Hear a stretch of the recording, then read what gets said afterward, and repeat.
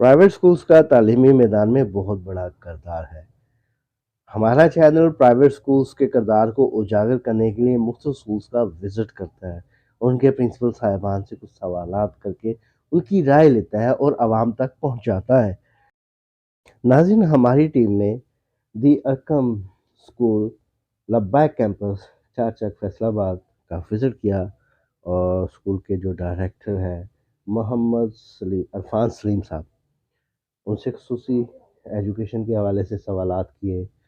मोहम्मद अरफान सलीम साहब जो है उनका तालीम से भी ताल्लुक़ है और सियासत से भी उनका ताल्लुक़ है। काफ़ी जानी पहचानी शख्सियत है अपने इलाके में भी और फैसलाबाद में भी। हमने उनसे कुछ सवालात किए, उन्हें अपने सवालात के जवाबात देते हुए जो क्या कहा है, आइए हम आपको सुनाते हैं। अच्छा सर, एक तरफ तो प्राइवेट स्कूल आप लोग तालीम दे रहे हैं, नॉट डाउट कि आप लोगों का बहुत बड़ा किरदार है। दूसरी तरफ गवर्नमेंट स्कूल भी हैं, वो भी तालीम दे रहे हैं। आपकी नज़र में प्राइवेट और गवर्नमेंट स्कूल दोनों में डिफरेंट क्या है? गवर्नमेंट स्कूल में टीचर्स बहुत अच्छे हैं, अच्छी क्वालिफाइड स्टाफ है, मगर वो तवज्जो का फ़र्क है एक्चुअली। सही वो सही सीरियस नहीं है, तवज्जो नहीं होती उस लिहाज से जितनी, जैसा कि प्राइवेट स्कूल में एक बच्चों पे इनफरादी तौर पे जो ना तवज्जो दी जाती ना, वैसे वो सिस्टम वैसा नहीं होता। उसमें कमरों की, क्लासरूम की कमी है। एक क्लासरूम में 100 बच्चा बैठा हुआ है, अब क्या करेगा उस्ताद? अगर सही एक क्लासरूम में 100 स्टूडेंट है तो क्या पढ़ाएगा, तो क्या रीचेक करेगा? सही ये सूरत हाल है। अगर उसको एक अच्छे सिस्टम के साथ मैनेज किया जाए तो सरकारी स्कूल बहुत अच्छे हैं और लोगों को देखिए फेवर मिलनी चाहिए। सारे बंदे प्राइवेट स्कूल अफोर्ड नहीं कर सकते, सही। तो जो अफोर्ड नहीं कर सकते उनके लिए एक अच्छा प्लेटफॉर्म बनाना चाहिए उसको। गवर्नमेंट ने एक नारा लगाया पढ़ा लिखा पंजाब का। उस पढ़े लिखे पंजाब में उन्होंने तालीम फ्री की और उन्होंने अपने स्कूल्स को इंग्लिश मीडियम किया, प्राइवेट स्कूल्स के लेवल पे लेकर आए। फिर वो पढ़ो पंजाब बड़ो पंजाब में बनता, यूनिफॉर्म फ्री देना शुरू हुए, शूज़ फ्री दी।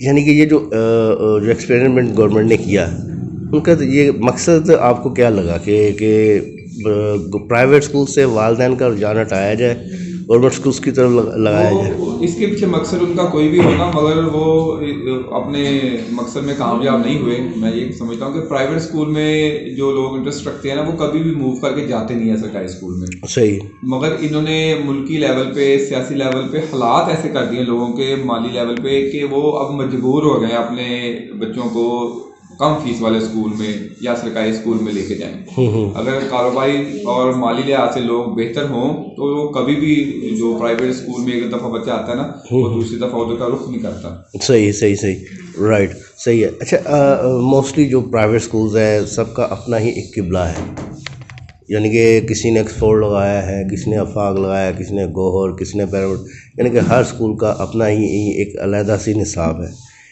अलग अलग निसाब लगाने की प्राइवेट स्कूल्स की क्या मजबूरी है? अगर एक निसाब कर ले उसमें नुकसान क्या है?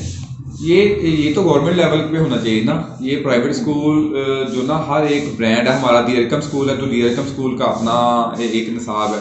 ऐसे सभी, ये एक्चुअली हर एक ने एक अपनी क्लास बनाई हुई है। सही। अब एक कह लें कि हाई लेवल का स्कूल है जो 25,000 फीस ले रहा है, अब वो कभी भी नहीं चाहेगा कि 2,000 लेवल वाले स्कूल वाला निसाब हो उसका, तो डिफरेंट क्या रहेगा। मगर ये गवर्नमेंट लेवल पे इनको चाहिए कि इसको एक करें, निसाब को एक करें, म्यार को एक करें। तो हमारी एजुकेशन में बहुत सारा काम होने वाला है, निसाब में बहुत सारा काम होने वाला है। तो हमारी बहुत सी किताबें जो 20-20, 15-15 साल से उन्हीं एक मेथड्स पे चल रही हैं, उसमें कोई अपग्रेडेशन नहीं हुई। तो ये इनको सोचना चाहिए इस बारे में। सही। गवर्नमेंट ने एक पिछली जो हुकूमत थी, जो PTI की थी, उन्होंने सिंगल नेशनल करिकुलम का एक निज़ाम वज़ा किया, वही अभी तक गालबन चल रहा है, सिंगल नेशनल करिकुलम। आपकी क्या राय है कि ये एक अच्छा सिस्टम था या इसमें भी कुछ खामियाँ आपको समझ आती है कि हैं? नहीं, वो कुछ भी नहीं किया एक्चुअली। वो एक बातें ही थी, एक लॉलीपॉप था जो उन्होंने लोगों को दिया। उन्होंने नई कंपनीज, जो सैकड़ों हज़ारों कंपनीज थी ना, उनसे उन्होंने पैसे बटोरे थे। सही है कि हर किताब का कोई 1.5 लाख रुपया, किसी की उन्होंने रजिस्ट्रेशन की रखी थी कोई 2-2.5 लाख रुपया, उन्होंने करोड़ों रुपया इकट्ठा किया है। उन्होंने उस पर कोई वर्क नहीं किया। सिस्टम वही है, किताबें वही है, सिर्फ उसमें उन्होंने एक रजिस्ट्रेशन टैग लगा दिया उसके ऊपर, और पैसा जो उन्होंने इकट्ठा किया और कुछ नहीं इसके अलावा। सही सही सही सही। अच्छा, प्राइवेट स्कूल में सिस्टम ये है कि बच्चा नर्सरी क्लास से लेके 4 क्लास तक निसाब वो पढ़ता है जो प्राइवेट स्कूल अपनी मर्ज़ी से लगाते हैं। यानी उसमें मुख्तलिफ पब्लिशर की खिचड़ी होती है, जो उनको बुक अच्छी लगे वो लगा देते हैं। बच्चा जब 5th में जाता है फिर वहाँ उसको गवर्नमेंट का निसाब दिया जाता है। आया कि इससे गवर्नमेंट जो बच्चा है वो डबल माइंडेड नहीं हो जाता कि शुरू में कुछ निसाब प्राइवेट पढ़ा फिर आगे गवर्नमेंट का पढ़ना पड़ा, मुतासर नहीं थे बच्चा? हमारे मुल्क में बीएससी तक बच्चा कंफ्यूज ही रहता है। ठीक है। ये और इंतहाई कंफ्यूज रहता है। ये देखें, अब प्राइवेट स्कूल में ऐसा नहीं है। प्राइवेट स्कूल में 7 तक एक ही वो ब्रांड पढ़ाया जा रहा है, क्योंकि अब सेंटर के या बोर्ड के पेपर 5 के नहीं होते, ना ही 8 क्लास के बोर्ड के और सेंटर के पेपर होते हैं, ज़्यादा 9-10 का इशू होता है। मगर हमारे बच्चों को ये तलीमी हवाला से आगे तक कंफ्यूज ही रखा गया। उनको डायरेक्शन का ही नहीं इल्म होता कि उन्होंने जाना कहाँ है। मैट्रिक में बच्चा जब आता है तो वो मशवरे करता है कि मैंने साइंस रखनी है, आर्ट्स रखनी है, बायो रखनी है या कंप्यूटर लाइन में जाना है। तो उसके बाद वो मैट्रिक आता, फिर उसको आगे नहीं पता होता कि उसने एफएससी में मेडिकल, नॉन मेडिकल, आर्ट्स में जाना है या उसने बिजनेस में जाना है, उसने करना क्या है। उसके करने के बाद फिर वो उसका इंटर हो जाता है, फिर बीएससी में वो कंफ्यूज होता है कि उसने अब किस फील्ड में जाना है। लिहाजा हमें बच्चों के इनिशियल स्टेज पे उनकी डायरेक्शन को सीधा करना चाहिए और उस पे फोकस करना चाहिए। हमारे जितने भी मास्टर्स लेवल के स्टूडेंट हैं, वो एक कागज का टुकड़ा जिसको वो डिग्री कहते हैं, वो सिर्फ उनके हाथ में होती है। उनका एक्सपीरियंस कोई नहीं होता। उनको एमएससी मास्टर्स कंप्यूटर साइंस को अगर आप कंप्यूटर पे बैठाएंगे ना तो वो कुछ नहीं उसको आता होगा, बिल्कुल कुछ नहीं आएगा। हमारे इंजीनियर है, उनको से पूछेंगे, किसी मिल में किसी इदारे में जाएंगे तो उनको भी कुछ नहीं आता होगा। वो जाके उधर किसी फोरमैन से साल एक काम सीखेंगे, फिर वो इंजीनियर बनेंगे।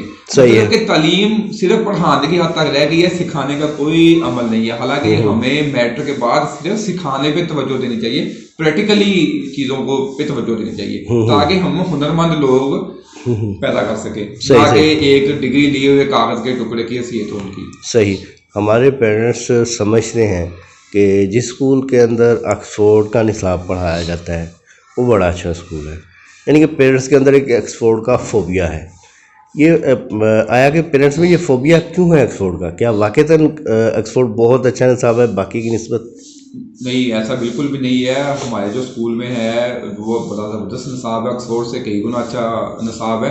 ये तो एक ब्रांड है ना, जैसे ब्रांड कॉन्शियस लोग होते हैं ना, उन्होंने वो डीपली चेक नहीं किया होता किसी चीज़ को। उनको ये होता कि हम ब्रांड में की चीज़ें लें, मगर ये ब्रांड कॉन्शियस लोग क्योंकि एक अपनी एक सिलेक्शन है, मगर ऐसा कुछ नहीं है। ऑक्सफोर्ड फोबिया और जो इंग्लिश लैंग्वेज का फोबिया, अंग्रेजी बोलने का फोबिया, ये हमारे को मुल्की लेवल पे ये ले बैठा है हमें मामलात को।